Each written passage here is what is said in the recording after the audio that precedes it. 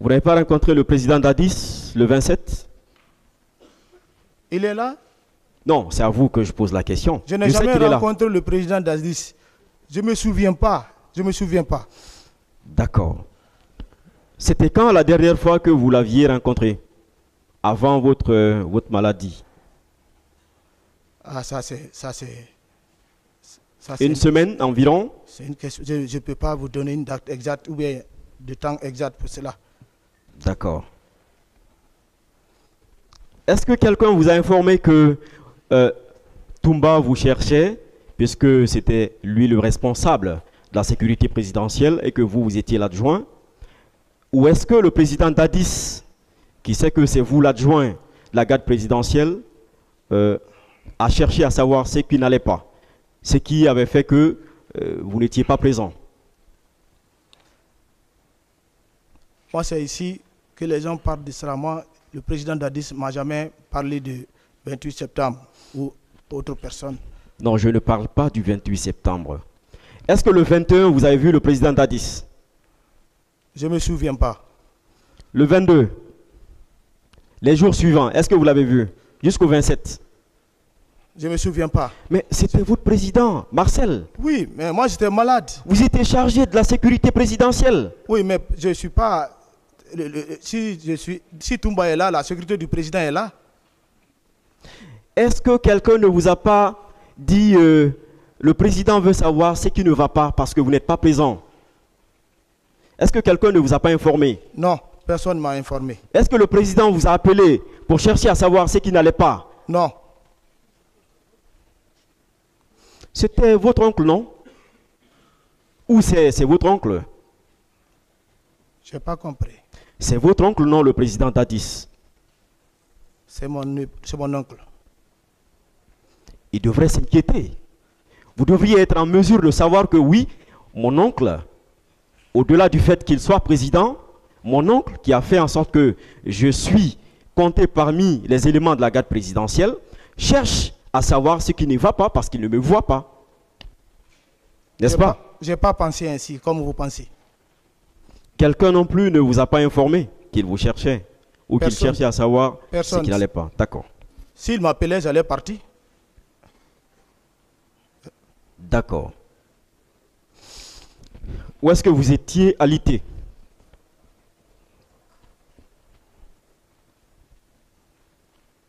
Vous étiez admis où? Votre lit d'hôpital, c'était où? Au camp? Ou bien c'était à la maison ou à la clinique? Après la clinique, au service. Au service. Donc, ce n'était pas aussi grave. N'est-ce pas? C'était grave, c'est pourquoi j'ai choisi le service pour ne pas être dérangé par... Oui, mais si c'était grave, les médecins vous auraient retenu à la clinique, n'est-ce pas? Je ne sais pas. Non, vous devez savoir. Vous aviez le rapport, non, médical? Je vous ai dit que j'ai donné certains documents à mon avocat Morlaye Sylla, qui m'a dit qu'il a déposé au niveau des juges de poule. D'accord. Moi, je suis un détenu, je ne marche pas, je ne peux pas contrôler tout cela. D'accord. En dehors de ces documents, est-ce que le médecin, votre médecin, dont vous ne vous rappelez pas le nom, votre sauveur, ne vous a pas dit quelque chose, au moins, verbalement, ou bien vous a remis les documents comme ça? Tenez, rentrez chez vous. Qu'est-ce qu'il vous a dit de particulier? J'ai reçu des conseils de ne pas faire de mouvements, de rester tranquille, de ne pas beaucoup parler, de rester cool, parce que la langue est cousue pour ne pas déranger jusqu'à y a régénération des cellules. C'est ce que j'ai reçu. D'accord. Vous mangiez quoi? C'est la bouillie que je prenais. À part la bouillie, c'était quoi? Pas d'autre. Et qui vous donnait de la bouillie? Mon épouse. D'accord.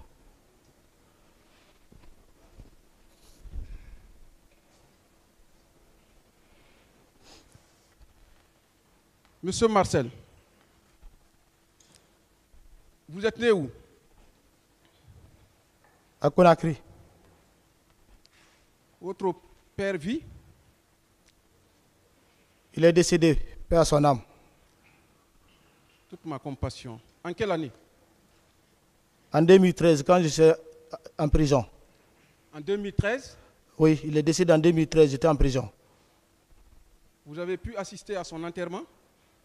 J'ai demandé, ils n'ont pas fait, ils n'ont pas accepté. Il faisait quoi? Il était gendarme de profession, Il avait quel grade?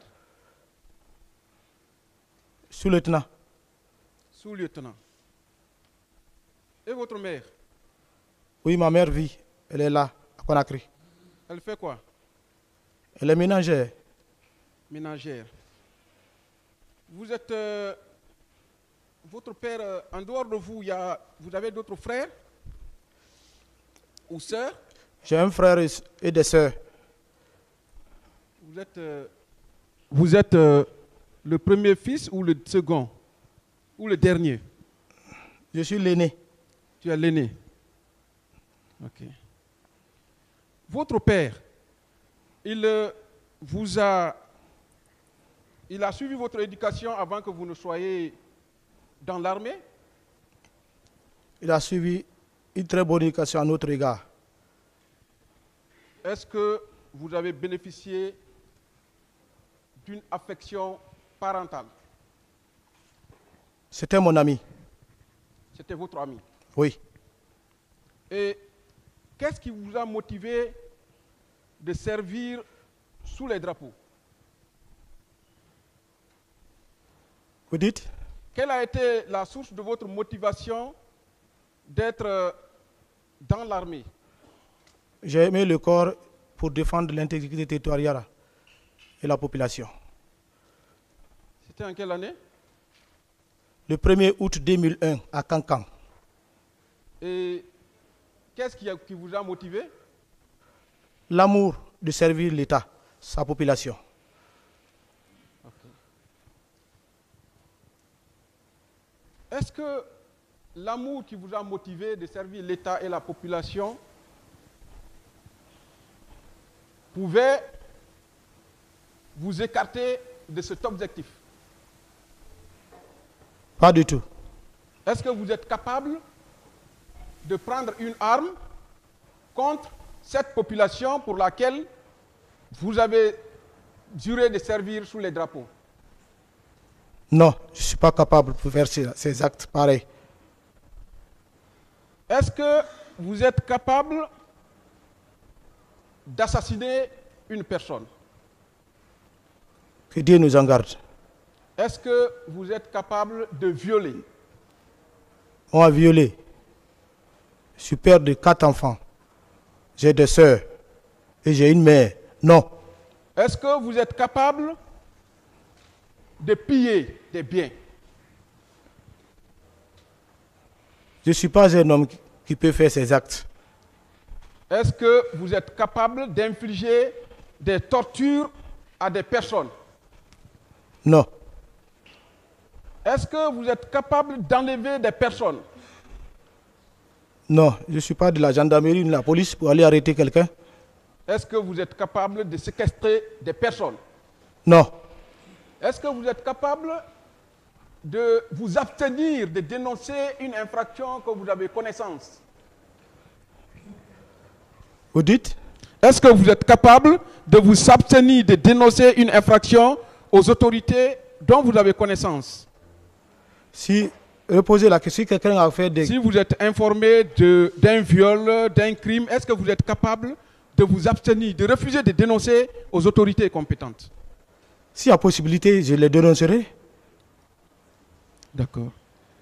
Est-ce que l'armement que vous avez dit que vous déteniez une arme PMAK et un pistolet, n'est-ce pas? Oui. Est-ce que vous l'avez utilisé de façon illégale? C'est de façon légale quand le président se déplace. Qui vous a donné ces armes? C'est le général Sekouba Konaté, le président, en passant par son ordre du camp. Donc ça veut dire que vous aviez obtenu ces armes-là de façon légale? Pour moi, oui. Est-ce qu'on peut vous accuser de détention illégale d'armes? On ne peut pas m'accuser parce que je suis militaire. D'accord. Parle-nous un peu de la prise du pouvoir. Parce que vous étiez un membre actif du CNDD à l'époque, qui ont des acteurs qui ont conquis le pouvoir. Dites-moi, est-ce qu'il y a eu effusion de sang lors de la prise du pouvoir?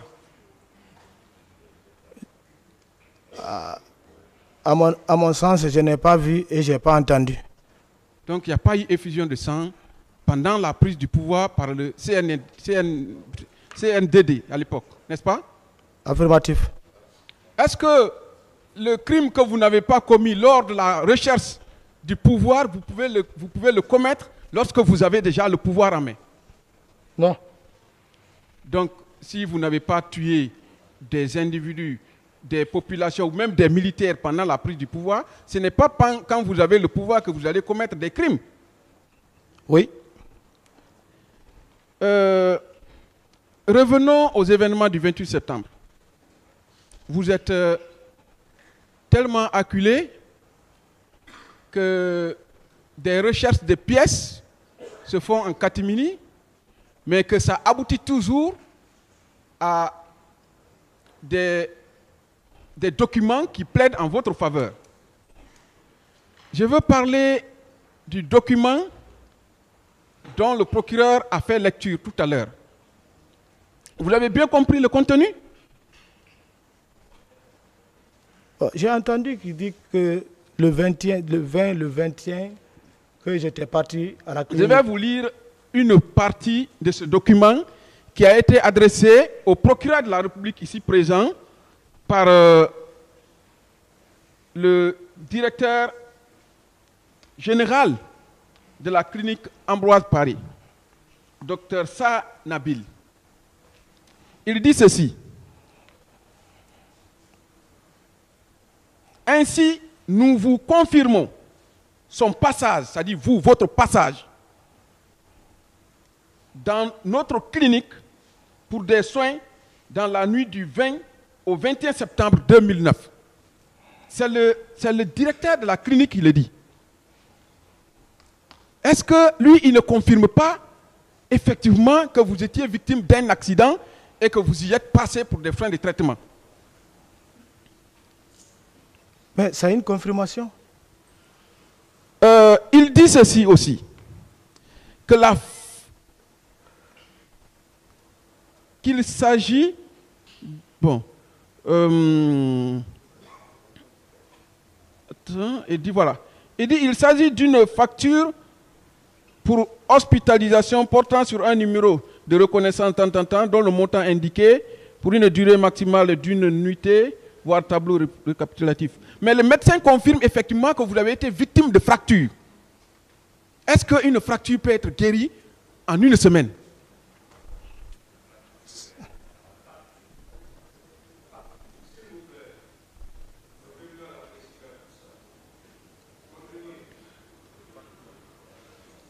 Oui. Monsieur le Président, je n'ai jamais interrompu le parquet quand il parlait. D'accord. D'accord. Ok. Ce document confirme donc votre passage au PM3, n'est-ce pas? Je veux... Pas au PM3. Comment? À la clinique Ambroise Paré. Oui. Je veux revenir à votre audition au niveau du PM3. Monsieur Marcel, vous avez dit ceci, que, et vous êtes constant, hein, vous êtes constant, malgré les panoplies de questions, vous êtes toujours constant. Vous attendez la preuve contraire, et c'est votre droit de refuter l'accusation, de placer votre thèse au tribunal, de nous départager. Vous avez dit ceci.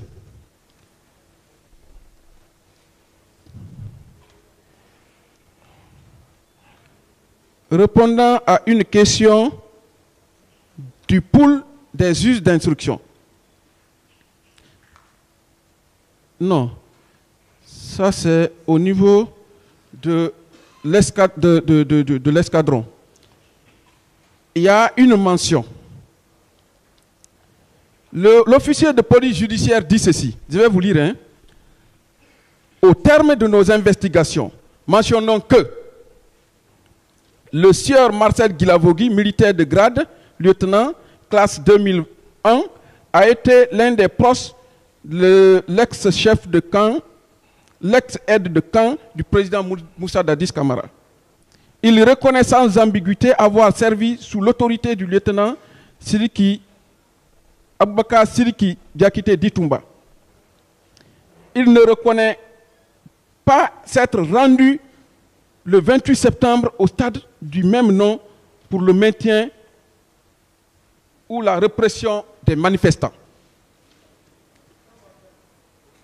En conclusion, l'officier dit ceci. De nos investigations, il ressort que l'enquête n'a révélé aucun indice susceptible d'établir la participation du lieutenant Marcel Guilavogui à la répression des manifestations du 28 septembre 2009 au stade du même nom. Ce faisant, nous avons établi ce présent procès verbal en son encontre et à l'attention du pour des juges d'instruction. Est-ce que ce document-là, la loi vous dit que ça fait foi jusqu'à inscription de faux? Est-ce que ça, ce n'est pas quelque chose, un document qui va vous blanchir? Ça, c'est l'officier enquêteur qui l'a dit. Ah, c'est un document qui le parle, c'est eux qui ont fait leur investigation, les résultats, ils ont donné. Je ne sais pas pourquoi je me retrouve en prison plus de 13 ans sans jugement. Ok. Vous avez dit ici, on vous a toujours demandé pourquoi vous n'avez pas produit de documents. Vous avez toujours soutenu qu'effectivement vous aviez remis les documents à l'époque à M. Morlaï, Maître Morlaï Silla, n'est-ce pas? Affirmatif. Cela ressort également dans votre PV. Le PV d'audition au niveau du PM3. Je vous lis. Joignons à la présente les documents médicaux fournis par le lieutenant Marcel Guilavogui pour justifier son absence dans les rangs les 23 et 28 septembre 2009. Ce sont les gendarmes qui le disent. Et ils concluent par dire qu'il n'y a pas d'indice. Sur quelle base vous avez été donc poursuivi, selon vous? Je ne sais pas. Revenons au témoignage. On vous a tellement accablé qu'il y a des témoins qui ont déposé à votre charge et que vous êtes dans une position de dénégation totale. Je commence par M. Sidia Touré. Il dit ceci, que c'est Marcel qui a continué à m'administrer des coups. À la question de savoir, à part Thiegoro, Toumba et Marcel, avez-vous reconnu d'autres agents au stade? C'est le pool des juges d'instruction qui lui a posé cette question. Il dit ceci, n'étant pas familier à leur milieu, je n'ai reconnu que ceci. Même Marcel, c'est à la clinique Ambroise Paré qu'on m'a dit son nom. Sidi a dit qu'on m'a dit son nom. Est-ce qu'on peut tenir, on peut prendre ça pour argent comptant? Selon vous, on m'a dit. La cour, le tribunal est là pour ça. Il va apprécier. Le oui-dire ne peut pas tenir. Revenons à M. Toumba Diakité. Il a dit également que lorsque il était 12 heures, que quand il est allé voir Dadis, que vous avez commencé à dire « Mon commandant », il ne vous a pas répondu. Et c'est en ce moment que vous avez pris les éléments de la garde présidentielle, vous êtes allé voir le colonel Djamarou, hein? Oui, Sambarou Djamakan, qui vous a doté d'un camion, des armes plus la troupe Numba. Il va plus loin. Il dit que c'est en ce moment que vous êtes parti et il a entre-temps donné des instructions à un certain Condé, Mohamed Condé, de ne pas laisser le président sortir, sinon ce dernier aurait affaire à lui.